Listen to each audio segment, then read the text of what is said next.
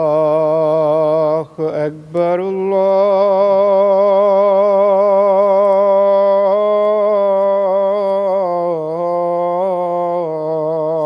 الله أكبر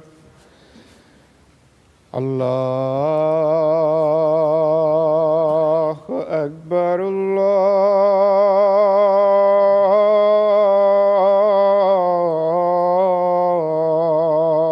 الله أكبر أشهد أن لا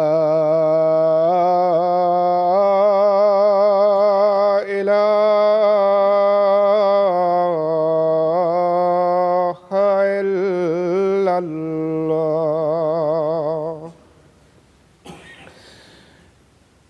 أشهد أن لا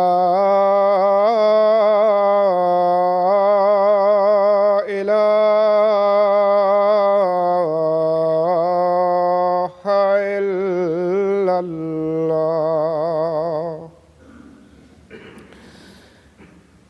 أشهد أن محمدًا رسول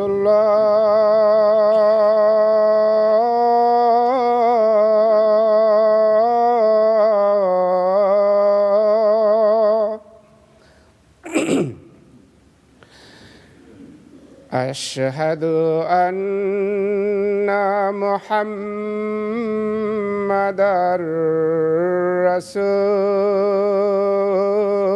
رسول الله حي على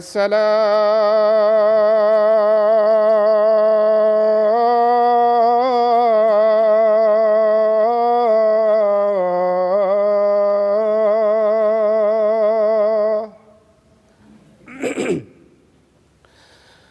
حي على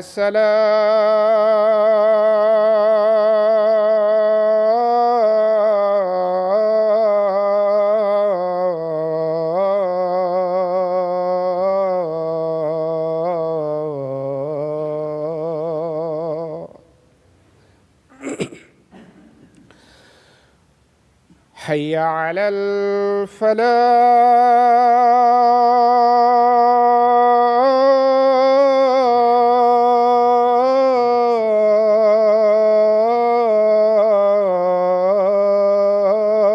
الفلاح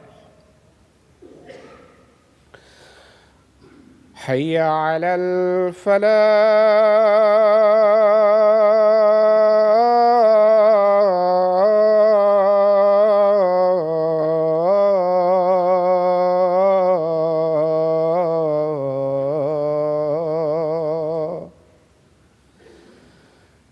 الله أكبر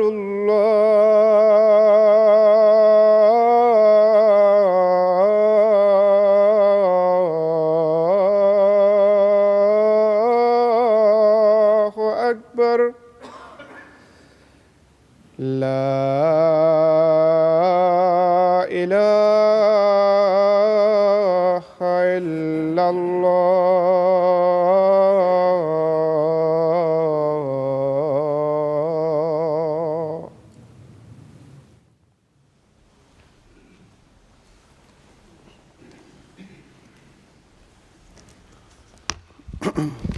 السلام علیکم ورحمۃ اللہ۔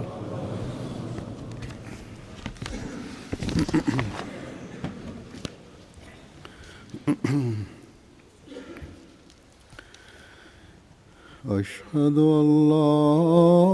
إله إلا الله وحده لا شريك له وأشهد أن محمدًا عبده ورسوله أما بعد فأعوذ بالله من الشيطان الرجيم بسم الله الرحمن الرحيم الحمد لله رب العالمين الرحمن الرحيم مالك يوم الدين إياك نعبد وإياك نستعين اهدنا الصراط المستقيم صراط الذين أنعمت عليهم غير المغضوب عليهم ولا الضالين واستعينوا بالصبر والصلاة وإنها لكبيرة إلا على الخاشعين الذين يظنون أنهم ملاقو ربهم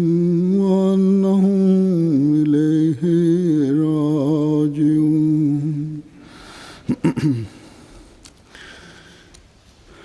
ان آیات کا ترجمہ یہ ہے کہ اور صبر اور نماز کے ساتھ دعا مانگو،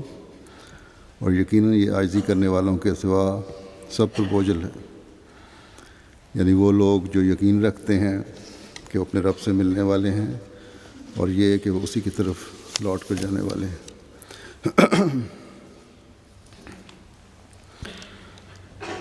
خدا تعالیٰ کا قرب پانے کے لیے جس بنیادی بات کی طرف اللہ تعالیٰ نے ہمیں اس آیت میں توجہ دلائی ہے اور جگہوں پہ بھی قرآن کریم میں، وہ عاجزی اور انکساری ہے، یعنی قرآن کریم کے تمام احکامات،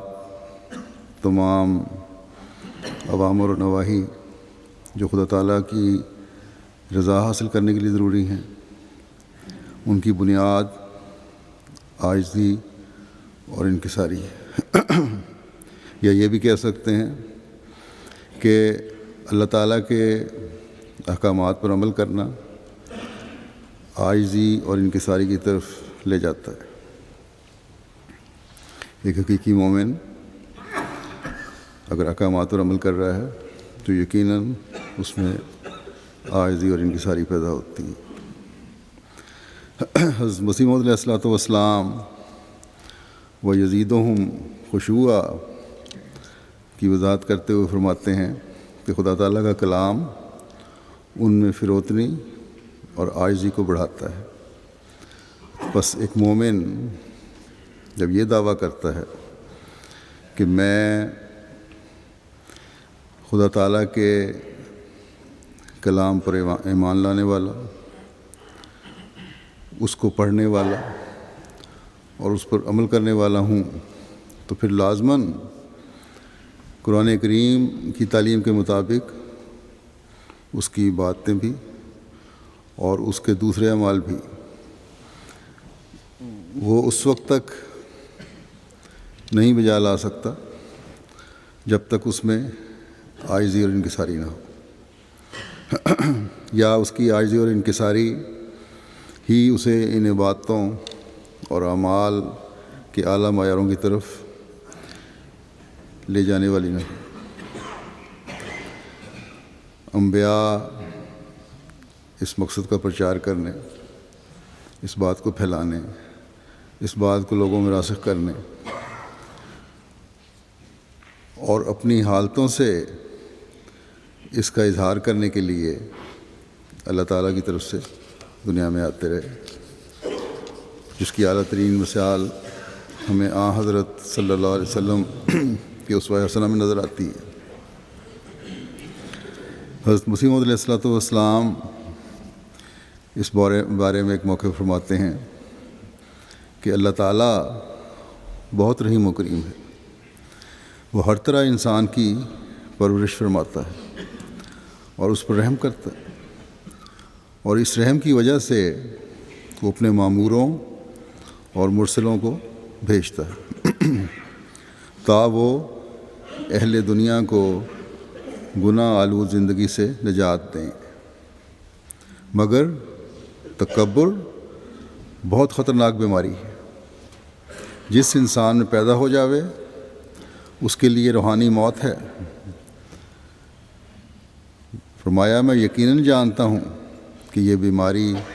قتل سے بھی بڑھ کر ہے۔ متکبر شیطان کا بھائی ہو جاتا ہے، اس لیے کہ تکبر ہی نے شیطان کو ذلیل و خوار کیا۔ اس لیے مومن کی یہ شرط ہے کہ اس میں تکبر نہ ہو، بلکہ انکسار، عاجزی، فروتنی اس میں پائی جائے، اور یہ خدا تعالیٰ کے مامور کا خاصہ ہوتا ہے۔ یعنی سب سے زیادہ خدا تعالیٰ کے ماموروں اور مرسلوں میں یہ بات ہوتی ہے کہ ان کی عاجزی انتہا کو پہنچی ہوتی ہے۔ فرمایا ان میں حد درجہ کی فروتنی اور انکسار ہوتا ہے، اور سب سے بڑھ کر حضرت صلی اللہ علیہ وسلم میں یہ وصف تھا۔ آپ کے خادم سے پوچھا گیا کہ تیرے ساتھ آپ کا کیا معاملہ ہے، یعنی کیسا سلوک کرتے ہیں آپ؟ تو اس نے کہا کہ سچ تو یہ ہے کہ مجھ سے زیادہ وہ میری خدمت کرتے ہیں۔ اللہم صلی علی محمد وعلی آل محمد وبارک وسلم۔ فرمایا یہ ہے نمونہ اعلیٰ اخلاق اور فروتنی کا، اور یہ بات سچ ہے کہ زیادہ تر عزیزوں میں خدام ہوتے ہیں جو گرد و پیش رہتے ہیں۔ اس لیے اگر کسی کے انکسار و فروتنی کا تحمل و برداشت کا نمونہ دیکھنا ہو تو ان سے معلوم ہو سکتا ہے۔ بس یہ ہے اس شارع کامل کا نمونہ جس کا اسوہ اپنانے کی امت کو بھی تلقین کی گئی۔ قرآن کریم جب ہمیں احکامات پر عمل کرنے کے لیے کہتا ہے تو اس کا کامل نمونہ حضرت صلی اللہ علیہ وسلم کی ذات میں ہمارے سامنے کھڑا ہوتا ہے۔ آپ کی باتیں تو اس کے باتیں ہیں تو اس کے بھی وہ اعلیٰ ترین معیار ہیں کہ خدا تعالیٰ فرماتا ہے کہ اعلان کر دے کہ میرا اپنا کچھ نہیں، میری باتیں بھی صرف اور صرف خدا تعالیٰ کے لیے ہیں۔ میں اپنی ذات کے لیے کچھ حاصل نہیں کرتا، نہ کرنا چاہتا ہوں، بلکہ صرف اور صرف خدا تعالیٰ کی رضا میرے پیش نظر ہے۔ میری زندگی کا مقصد خدا تعالیٰ کی ذات کے گرد گھومتا ہے۔ قُلْ إِنَّ صَلَاتِي وَنُسُكِي وَمَحْيَايَ وَمَمَاتِي لِلَّهِ رَبِّ الْعَالَمِينَ کا اعلان ایک ایسا اعلان ہے جس کے اعلیٰ معیاروں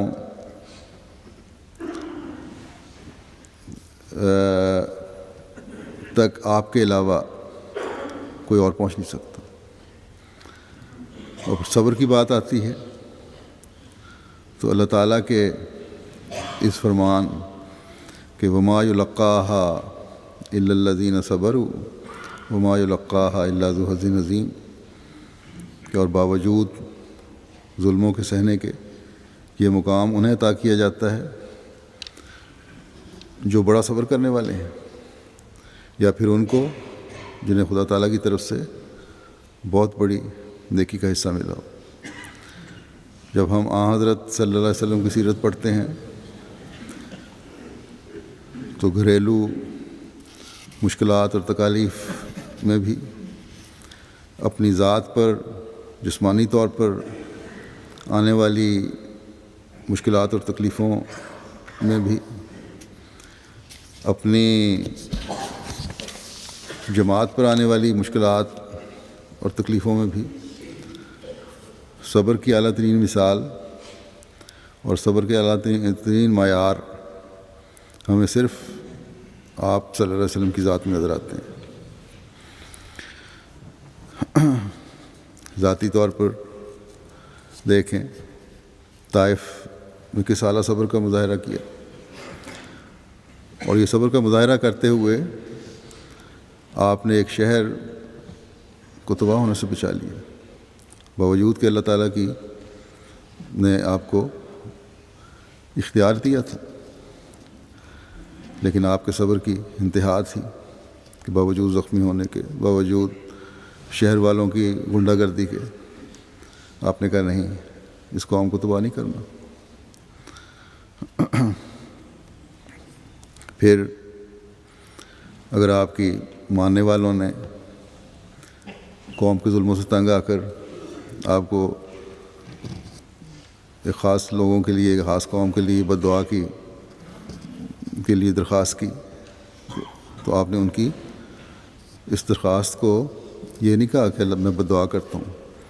بلکہ اس قوم کی ہدایت کے لیے دعا کی، اور یوں اپنے ماننے والوں کو بھی اپنے نمونے سے، اپنے عمل سے، اپنی دعا سے صبر کی تلقین فرما دی کہ صحیح بدلہ بد دعاؤں سے نہیں ہے، صحیح بدلہ ہدایت کی دعاؤں سے، صحیح بدلہ صبر کے اعلیٰ نمونے دکھانے سے۔ پھر عاجزی اور انکساری کی مثال ہے، تو ہر موقع پر، ہر جگہ آپ کی ذات میں یہ ہمیں نظر آتی ہے۔ اس کی ایک مثال حضرت مسیح موعود علیہ السلام کے اقتباس میں میں نے دی ہے۔ بس ایک کامل نمونہ خدا تعالیٰ کے قرب کو حاصل کرنے کا ہمیں ملا، جس کو اپنانے کا خدا تعالیٰ نے ہمیں حکم دیا، اور مختلف احکامات بھی دیے کہ ان کو بجا لاؤ تو میرا قرب حاصل کرو گے۔ لیکن ان احکامات کے ساتھ، اس نمونے کے ساتھ ایک اس اصول کی بھی نشاندہی فرما دی کہ یہ قرب اللہ تعالیٰ کا اور اس پہ پر چلنا اس وقت حاصل ہوتا ہے جب عاجزی اور انکساری اختیار کرو گے۔ یہ مقام ان کو ملتا ہے جو عاجزی اور انکساری اختیار کرنے والے ہیں۔ اس شخص کے اسوے پر چلنے سے ملتا ہے جس نے اپنے روب سے متاثر ہوئے ایک کمزور آدمی کو کہا تھا کہ گھبراؤ نہیں، میں بھی تمہاری طرح کا انسان ہوں۔ ایک عورت کا ہی دودھ پیا ہے، اور وہ ایسی عورت جو عام کھانا کھایا کرتی تھی، عام لوگوں کی طرح زندگی گزارتی تھی۔ بس آپ کے ماننے والوں کو بھی اللہ تعالیٰ فرماتا ہے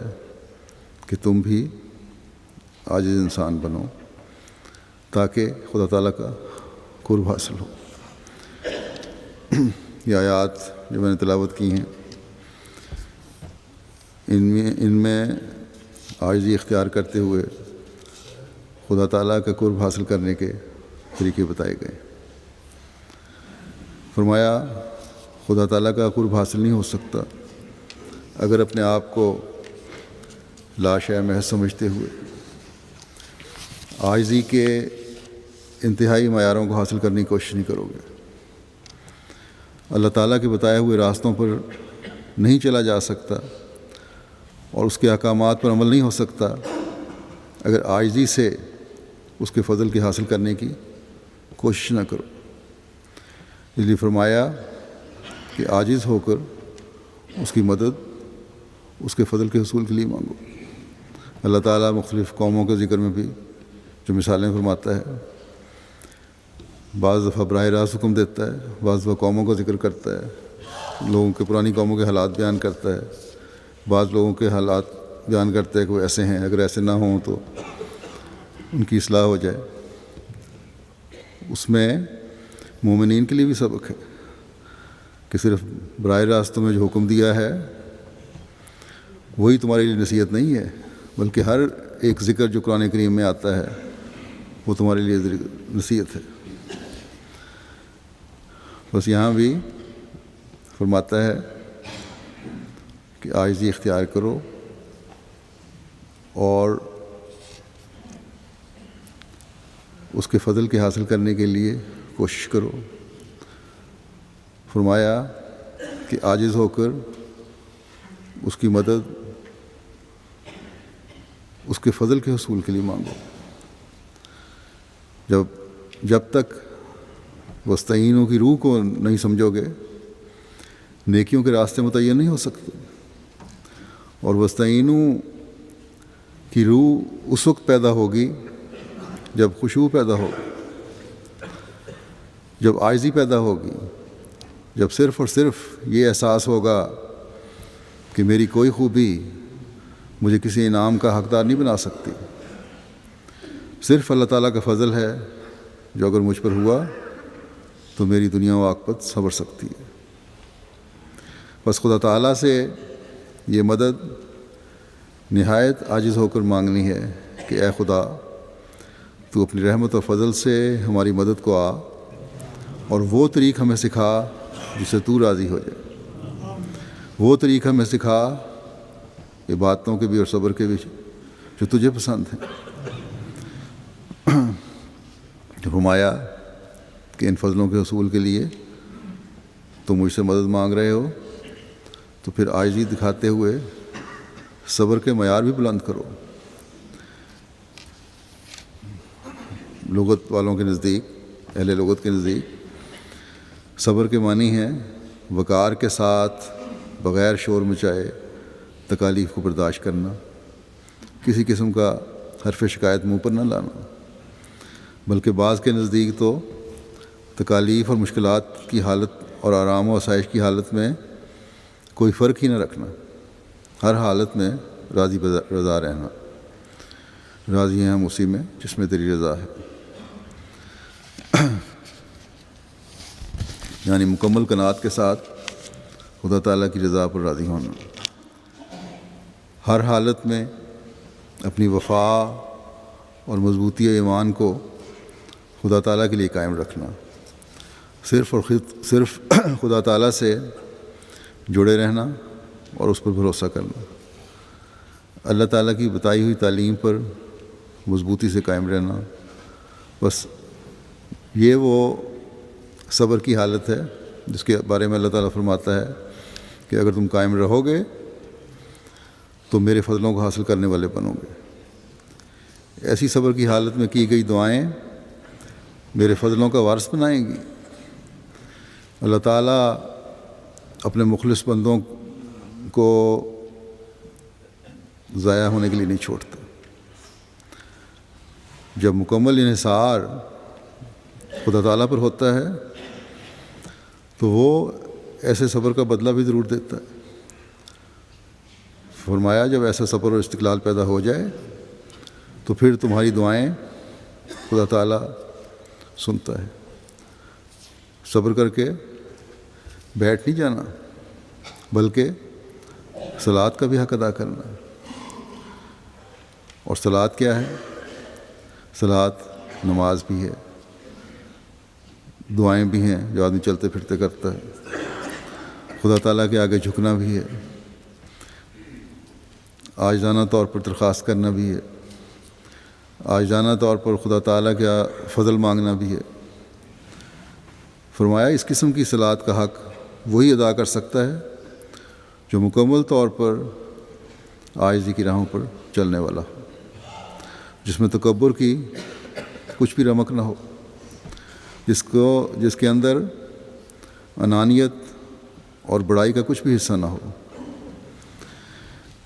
اس کی صلات نہیں ہے جس میں یہ چیزیں نہیں پائی جاتی۔ بے شک ایسا شخص نمازیں پڑھ رہا ہے لیکن خدا تعالیٰ کو اس کی پرواہ نہیں ہوتی۔ اللہ تعالیٰ انہی صبر کرنے والوں اور نمازیں پڑھنے والوں کی دعائیں کرنے والوں کی پرواہ کرتا ہے جو عاجزی میں بھی بڑے ہوئے ہیں اور اللہ تعالیٰ سے ایسا تعلق پیدا کیے ہوئے ہیں جو کبھی نہ ٹوٹنے والا ہے۔ اس زمانے میں تو خاص طور پر حضرت مسیح موعود علیہ الصلوۃ والسلام کو اللہ تعالیٰ نے فرمایا ہے کہ تیری عاجزانہ راہیں اسے پسند آئیں۔ یہ عاجزانہ راہیں تھیں جنہوں نے ترقی کی نئی راہیں کھول دیں۔ بس ہم جو آپ علیہ السلام کے ماننے والے ہیں، ہم نے اگر اللہ تعالیٰ کے فضلوں کو حاصل کرنا ہے، ہم نے اگر خدا تعالیٰ کی مدد سے حصہ لینا ہے، ہم نے اگر اپنے صبر کے پھل کھانے ہیں، ہم نے اگر اپنی دعاؤں کی مقبولیت کے نظارے دیکھنے ہیں، تو پھر عاجزی دکھاتے ہوئے اور مستقل مزاجی سے خدا تعالیٰ کے حضور جھکے رہنا ضروری ہے۔ یہی چیز ہے جو ہمیں شیطانی اور طاغوتی طاقتوں سے بچا کے رکھے گی، اور یہی چیز ہے جو ہمارے ایمانوں میں مضبوطی پیدا کرے گی، اور یہی چیز ہے جو ہمیں اللہ تعالیٰ کا قرب دلانے والا بنائے گی۔ لیکن اللہ تعالیٰ فرماتا ہے کہ یہ نہ سمجھو کہ عاجزی کوئی آسان کام، بہت سی انائیں، بہت سی ضدیں، بہت سی سستیاں، بہت سی دنیا کے لالچ، بہت سی دنیا کی دلچسپیاں ایسی ہیں جو یہ مقام حاصل کرنے نہیں دیتی۔ فرمایا انہا لکبیرہ، یہ آسان کام نہیں ہے، یہ بہت بوجھل چیز ہے۔ وہ تمام باتیں جن کا میں نے ابھی ذکر کیا ہے، اور اس کے علاوہ بھی بہت سی باتیں ہیں جو صبر اور صلات کو اس کی صحیح روح کے ساتھ اور عاجزی دکھاتے ہوئے اور اللہ تعالیٰ کی بندگی کا حق ادا کرتے ہوئے بجا لانے سے روکتی ہیں۔ ہمیں یاد رکھنا چاہیے کہ اللہ تعالیٰ تو چاہتا ہے کہ اس کا بندہ اس صبر اور استقامت کا مظاہرہ کرے اور ایسی عبادت کے معیار بنائے جس میں ایک لحظہ کے لیے بھی غیر کا خیال نہ آئے۔ دنیاوی کاموں کے دوران بھی دل خدا تعالیٰ کے آگے جھکا رہے۔ بس اللہ تعالیٰ نے خود ہی فرما دیا کہ ایسی حالت پیدا کرنا آسان نہیں ہے، یہ بہت بوجھل چیز ہے، اور اس بوجھل چیز کو اٹھانا بغیر اللہ تعالیٰ کے فضل کے ممکن نہیں ہے۔ اس لیے اس کی مدد چاہو، اس کے فضل کو حاصل کرنے کے لیے اس کے آگے جھکو، کوشش کرو،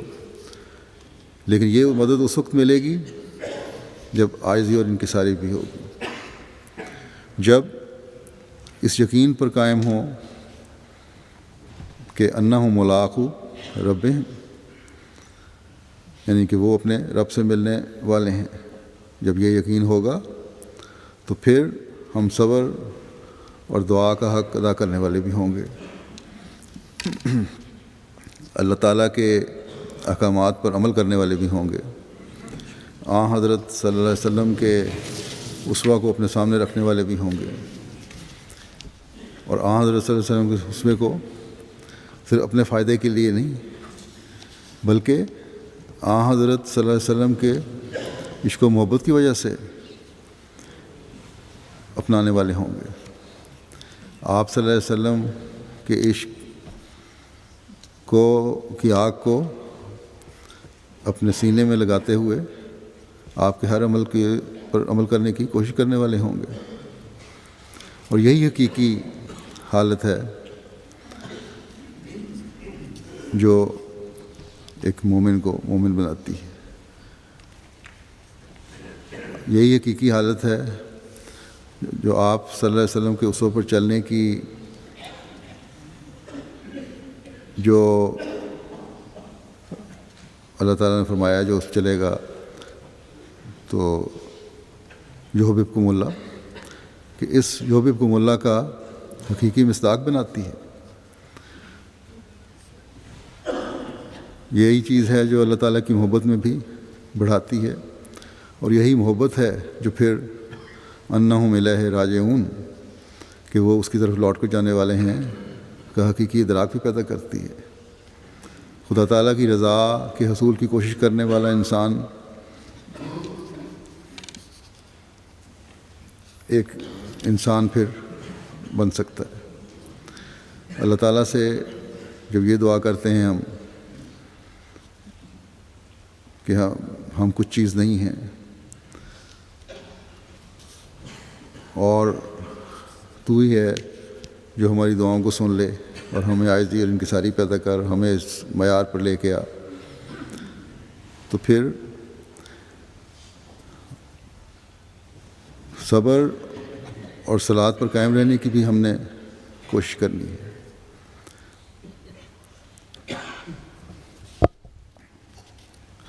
پھر اللہ تعالیٰ سے یہ بھی عرض کرتے ہیں کہ اس میں اگر ہمارے کہیں نفس کی ملونی ہے، ہماری دعاؤں میں، ہماری کوششوں میں، یا ہماری ظاہری عاجزی میں، تو ہمیں معاف کر دے۔ کہیں ایسا نہ ہو جائے کہ ہماری یہ عاجزی کا احساس ہمارے نفس کا دھوکہ ہو، بس ہمیں ان خاشعین میں شمار کر جو حقیقی خاشعین، ہمیں ان عاجزی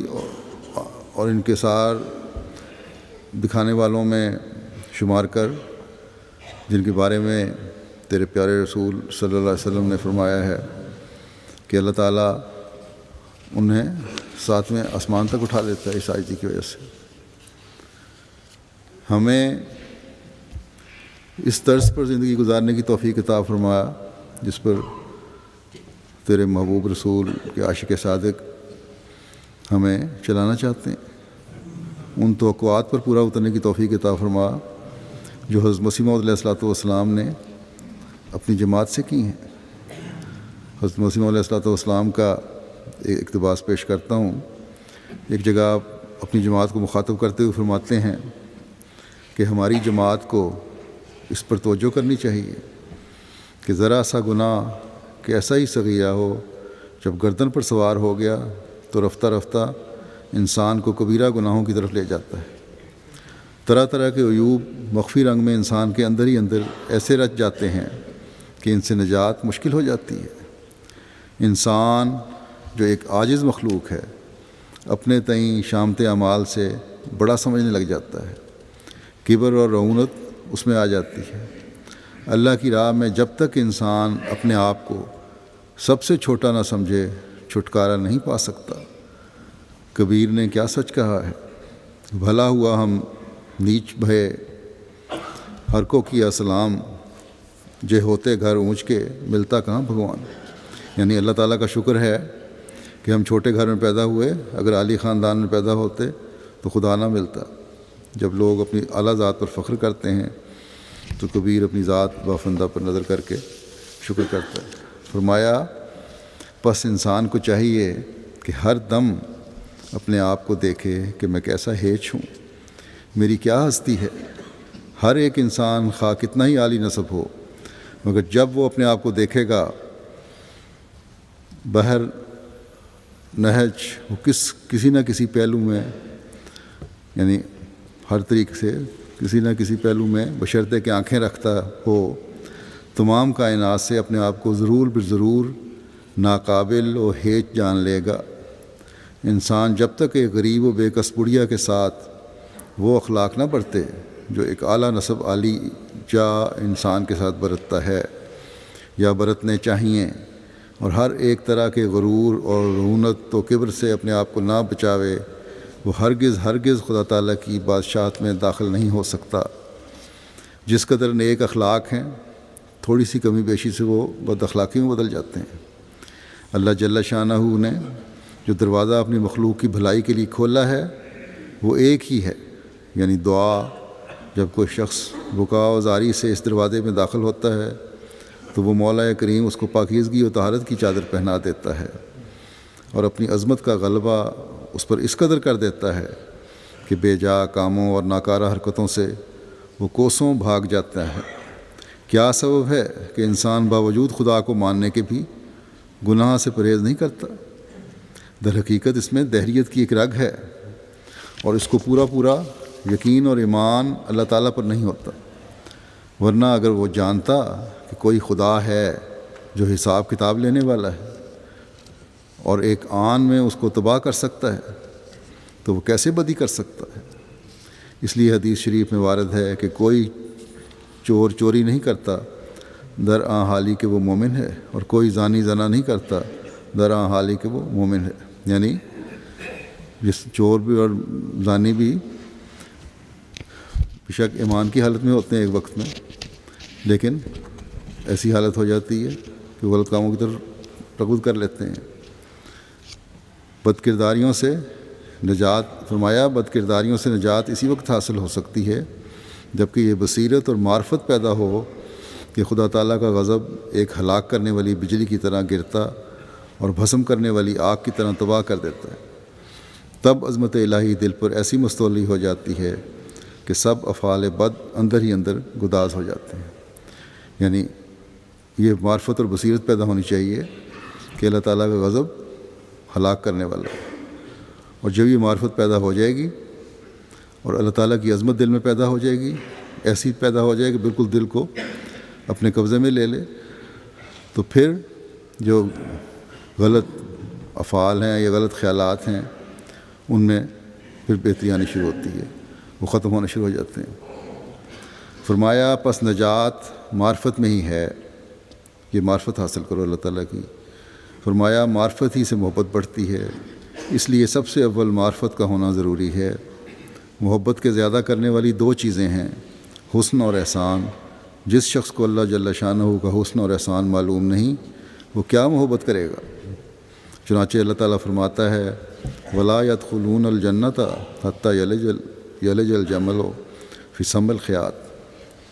یعنی کفار جنت میں داخل نہ ہوں گے جب تک کہ اونٹ سوئی کے ناکے میں سے نہ گزر جائے۔ فرمایا کہ مفسرین اس کا مطلب ظاہری طور پر لیتے ہیں، مگر میں یہی کہتا ہوں کہ نجات کے طلبگار کو خدا تعالیٰ کی راہ میں نفس کے شتر بے مہار کو مجاہدات سے ایسا دبلا کر دینا چاہیے کہ وہ سوئی کے ناکے میں سے گزر جائے۔ جب تک نفس دنیاوی لذائذ و شہوانی حظوظ سے موٹا ہوا ہے تب تک یہ شریعت کی پاک راہ سے گزر کر بہشت میں داخل نہیں ہو سکتا۔ دنیاوی لذائذ پر موت وارد کرو اور خوف و خشیت الہی سے دبلے ہو جاؤ، تب تم گزر سکو گے، اور یہی گزرنا تمہیں جنت میں پہنچا کر نجات اخروی کا موجب ہوگا۔ اللہ تعالیٰ کرے کہ جماعت بحیثیت جماعت بھی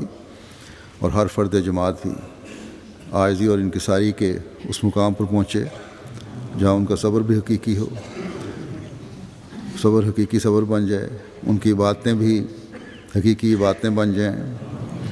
جو خدا تعالیٰ کے ہاں مقبول ہوں۔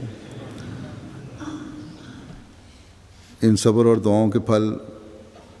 اگلے جہان میں نہیں بلکہ اس دنیا میں بھی ایسے لگیں کہ دنیا کو نظر آ جائے کہ یہ جماعت ہے جو حضرت مسیح موعود علیہ السلام نے پیدا کی ہے، جو اللہ تعالیٰ کے حضور عاجزی سے حاضر ہونے والی، اللہ تعالیٰ کی عبادت کا حق ادا کرنے والی اور ہر حکم پر اللہ تعالیٰ کے نہایت عاجزی سے عمل کرنے والی ہے۔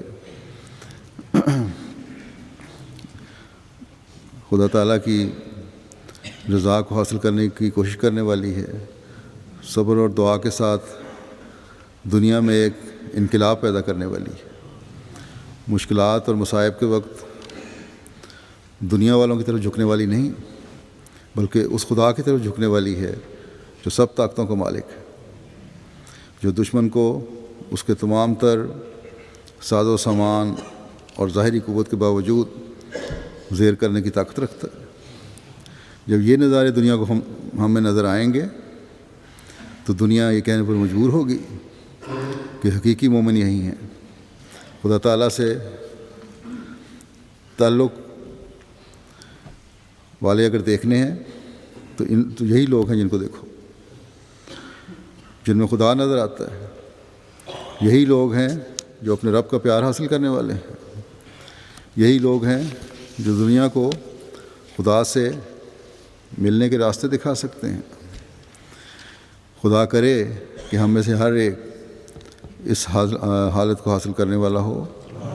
اور جیسا کہ حضرت مسیح علیہ السلام نے بھی فرمایا ہے کہ عاجزی اختیار کرتے ہوئے اللہ تعالیٰ کی محبت میں بڑھتے چلے جانے والا ہو، تاکہ نجات اخروی حاصل کرنے والا ہو۔ جماعت پاکستان کے لیے جو وہاں حالات ہیں پاکستان میں، ان کے لیے بھی دعائیں کریں، اللہ تعالیٰ ان کی مشکلات کو دور فرمائے، ان کے ایمانوں کو مضبوط رکھے، اور خدا تعالیٰ سے تعلق میں ان کو اللہ تعالیٰ بڑھاتا چلا جائے۔ پاکستان میں رہنے والے احمدی بھی اپنے ایمان اور ایقان کے لیے خاص طور پر بہت دعا کریں۔ اللہ تعالیٰ اپنے قرب کا مقام ہر ایک کو حاصل کرنے کی توفیق عطا فرمائے۔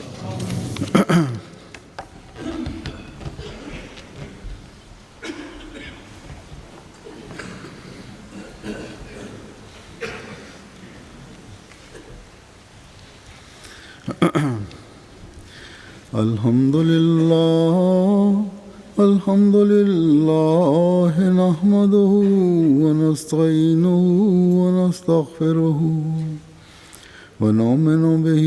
ونتوکل علیہ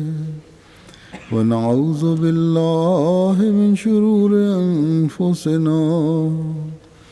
ومن سیئات اعمالنا من يهده الله فلا مضل له ومن يضلل فلا هادي له